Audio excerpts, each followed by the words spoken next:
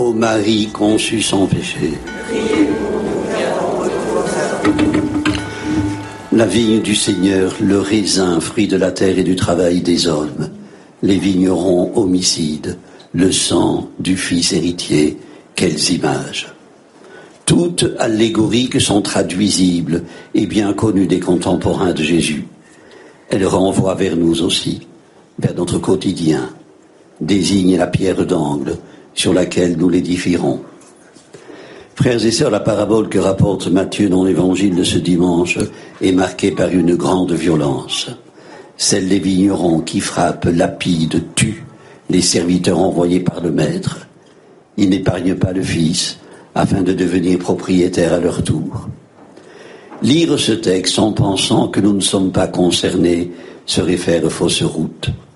C'est l'histoire entre Dieu et son peuple à propos de son Fils qui nous est contée.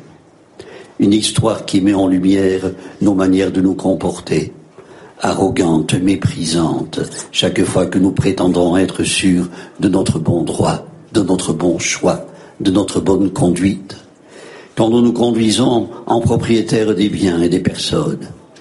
Une histoire qui interroge notre rapport personnel à Dieu. Il y a 15 ans, lors de la messe d'ouverture de la 12e Assemblée générale ordinaire du Synode des évêques, Benoît XVI, au vu de la situation de pays autrefois riches de foi et de vocation, qui perdent désormais leur identité propre, Benoît XVI mettait en cause l'influence délétère et destructive d'une certaine culture moderne. Une culture qui, après avoir décrété la mort de Dieu, conduit l'être humain, sinon à se déclarer Dieu lui-même, du moins à s'en passer, à se considérer unique artisan de son propre destin, unique mesure de soi-même. Mais quand l'homme élimine le Dieu de son horizon, interrogeait le pape, est-il vraiment plus heureux? Est-il vraiment plus libre? Peut-il vraiment construire une société où règne la liberté, la justice et la paix? La chronique quotidienne abonde d'exemples prouvant le contraire. Frères et sœurs, le Dieu que la culture moderne entend éliminer n'a rien à voir avec celui de la parabole. Que fera le maître devant tant d'exactions? Demande Jésus. Se venger? Châtier misérablement, comme l'imaginaient les chefs des prêtres et les anciens à qui il s'adresse? Nullement. Contrairement à la prophétie d'Isaïe, pour qui Dieu abandonnera la vigne qui ne produit pas de bons fruits, enlèvera de dépit sa clôture, pour qu'elle soit livrée aux animaux, piétinée, réduite à une pente délabrée, Jésus dit que le Seigneur confiera la vigne à de nouveaux vignerons, à une nation qui fera produire ses fruits, selon la voie de justice ouverte par Jean-Baptiste. Les bâtisseurs d'Israël, la vigne du Seigneur, ont failli. Les chrétiens auront à leur disposition la nouvelle pierre d'angle pour ouvrir un nouveau chantier. Frères et sœurs, Dieu ne se décourage pas.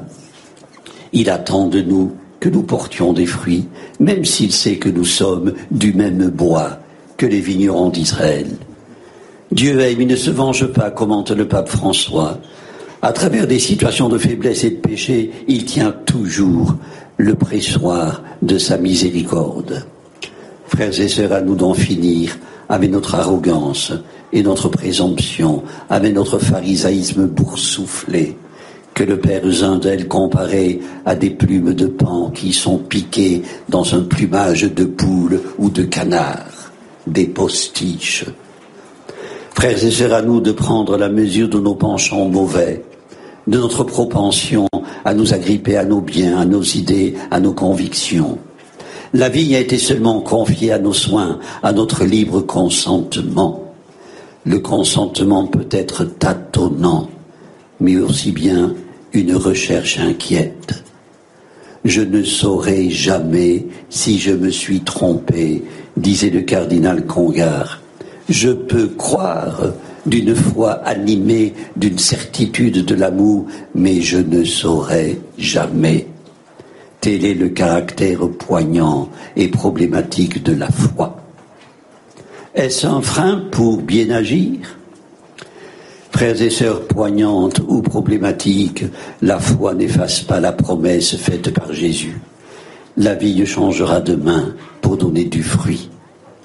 Si dans certaines régions la foi s'affaiblit jusqu'à s'éteindre, il y aura toujours d'autres peuples prêts à l'accueillir, assurait Benoît XVI.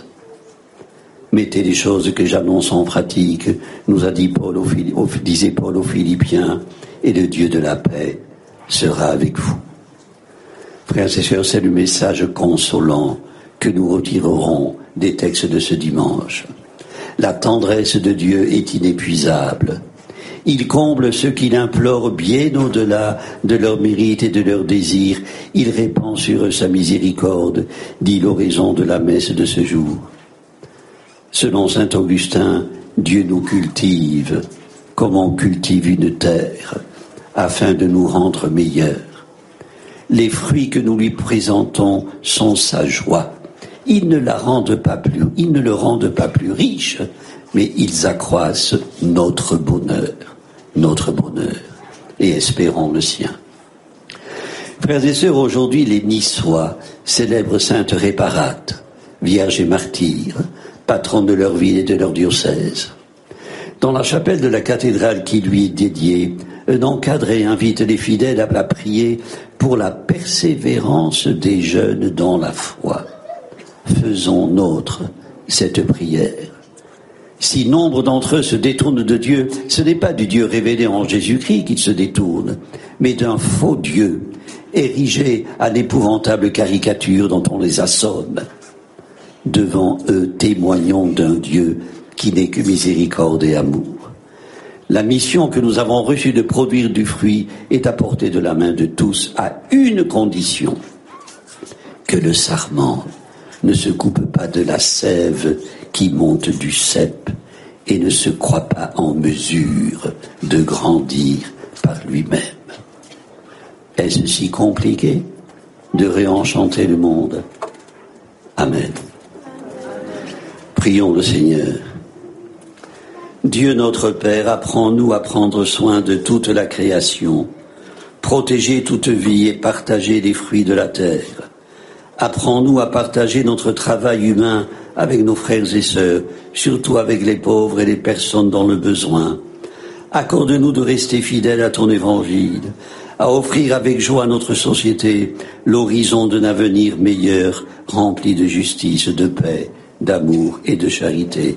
Nous te le demandons par Jésus, le Christ, notre Seigneur.